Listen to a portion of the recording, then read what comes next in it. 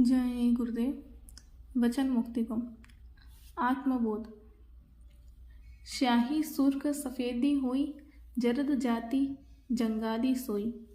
जीवात्मा ऊपर चढ़ती है आसमान में तो शाही कर्मों की गंदगी तो चली गई, सफ़ेदी छा गई, प्रकाश प्रकट हो गया। अब वो खिल गई एकदम से, और जो स्याही लगी थी बीच में वो खिल गई, तो वे सब सफ़ेदी हो गई। सूरत भी सफ़ेद है और वो भी सफ़ेद है। इसी में बोध अपना होता है, आत्मबोध। जो वो है सो मैं हूँ, ये दर्पण है। जो मैं हूँ वो इसको आत्मबोध कहते हैं। यह गति सद्गुरु कृपा से आती है। बिना गुरु की कृपा के परमार्थ में एक कदम भी आगे नहीं बढ़ सकते। तिल्ली ताल तरंग बखानी, मोहन मुरली बजे सुहानी।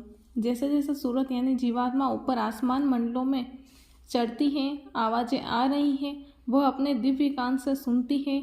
हर स्थान की अलग अलग आवाज़ें, वो आवाज़ें आती हैं, और जो बहुत आवाज़ें घनाघोर आवाज़ में क्या पता चले कि कौन आवाज़ है। मुरली नाद साध मन सोवा, विष रस वादी विधि सब खोवा। जब मुरली यानी बंशी की आवाज़ आती है तो साध का मन सो जाता है, और आवाज़ को सुनते सुनते विषयों के रस साधकों के सब समाप्त हो जाते हैं, खो जाते हैं। विषयों के प्रति नीरस हो जाता है। यह दशा गुरु कृपा होने पर होती है। बिना गुरु कृपा के यह संभव नहीं है। महात्माओं के पास दौड़ पड़ोगे। अभी भी आप संत महात्माओं की बात को हंसी मजाक में लेते हो, लेकिन वो समय आ रहा है जब आप मजबूर होकर महात्माओं के पास दौड़ पड़ोगे।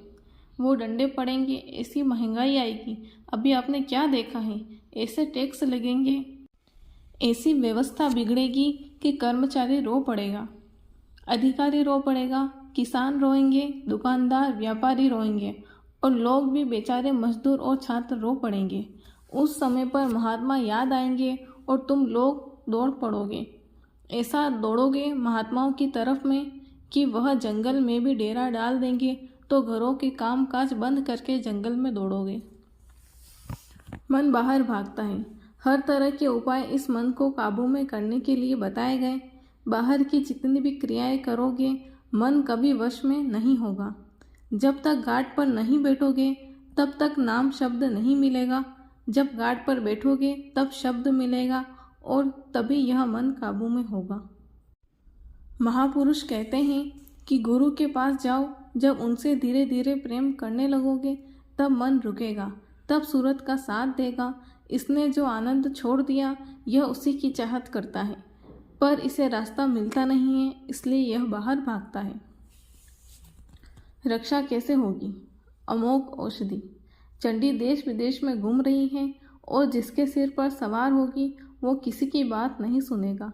पहला काम मुल्कों का धन गायब होगा, दूसरा काम अन्न की कमी देश विदेश में होगी, और तीसरा काम वो ये करेगी कि सबको लड़ा देगी। फिर सफाया हो जाएगा।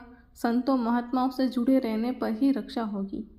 बाबा जय गुरुदेव, जनवरी 1999। दीनता से दीन बंधु को पाया जा सकता है। जय गुरुदेव।